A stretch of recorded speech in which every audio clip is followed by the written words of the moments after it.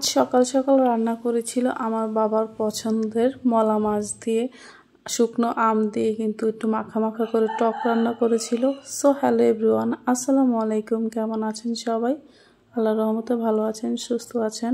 মলা মাছের এই টকটা কিন্তু আমার বাবা কিন্তু খুবই পছন্দ করে, সাথে আমরাও মোটামুটি পছন্দ করি। তো রান্না করার জন্য প্রথমে কিন্তু চুলাটাকে একটু মালিশ করে নিচ্ছে, যেহেতু এটাতে অনেক দিন ধরে রান্না বান্না হয় না, তো চুলাটা কিন্তু ফেটে গিয়েছিল। তো মা রান্না বসার আগে কিন্তু চুলাটাকে একটু লেপে নিচ্ছিল। তো চুলা লেপালেপি শেষ হয়ে গিয়েছে, এখন আমি চলে গিয়েছিলাম মাছ ধোয়ার জন্য। আর এই মাছটাকে কিন্তু আমি অনেকবার ধুয়েছি, আর এটাকে কিন্তু লবণ মাখিয়েও কিন্তু কয়েকবার ধুয়ে নিয়েছি। আসলে গুঁড়া মাছ যতই ধুবেন ততই কিন্তু ময়লা বের হবে। তো যাই হোক, ধোয়াধাই শেষ, পরে কিন্তু আম ভিজিয়ে নিচ্ছি। আর এটা কিন্তু এবছরের আম আমি শুকিয়ে নিয়েছি। তো এটাকে 2-3 বার কিন্তু আমি ধুয়ে নিয়েছি, ধুয়ে কিন্তু এখন আমি ভিজিয়ে রাখবো।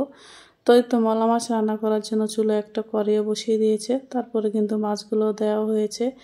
আর এখানে তো পেঁয়াজ কুচি করে দেওয়া হয়েছে। পরিমাণটা আপনারা দেখলেই বুঝতে পারবেন। আসলে পেঁয়াজটা আপনাদের ইচ্ছে অনুযায়ী কেউ একটু বেশি পছন্দ করে, কেউ একটু কম পছন্দ করে। তো এই তো 1-2টা কাঁচামরিচ ফালি করে দেওয়া হয়েছে, 1/2 চামচের মতো কিন্তু রসুন দেওয়া হয়েছে, 1/2 চামচের মতো হলুদের গুঁড়া এখানে অ্যাড করা হয়েছে, আর স্বাদ মতো দিয়ে দিয়েছে লবণ। তো এই তো পরিমাণ মতো সরিষার তেল অ্যাড করা হয়েছে। তো এটাকে কিছুক্ষণ নাড়াচাড়া করে তারপরে কিন্তু একটু মিশিয়ে নেবে। তো এই তো মিশিয়ে নেওয়ার পর কিন্তু এখন কিন্তু চুলায় আগুন ধরিয়ে দিয়েছে। তো আগুনটা জ্বালানোর পর কিন্তু এটাকে একটু মিনিটের মতো কিন্তু জাল করে নেওয়া হবে, এতে কিন্তু মাছের কালারটাও ভালো আসবে। তো এই তো জাল করে নেওয়ার পর কিন্তু এখন কিন্তু দিয়ে দিচ্ছে পরিমাণ মতো পানি। তো জাল করার সময় কিন্তু এটাকে কোনো নাড়াচাড়া করেনি মা, এতে মাছটা ভেঙে যেতে পারে। তো এই তো এখন একটু নাড়াচাড়া করে পানিটা কিন্তু মাছের সাথে কিন্তু ভালোভাবে একটু মিশিয়ে দিবে, এতে সবগুলো মাছ ভালোভাবে কালার হবে আর মশলাটাও ভালোভাবে মিশে যাবে। তো এই পর্যায়ে যখন বলকটা চলে আসছে তখন কিন্তু একটু আলতো হাতে ভালোভাবে একটু নাড়াচাড়া করে দিয়েছে।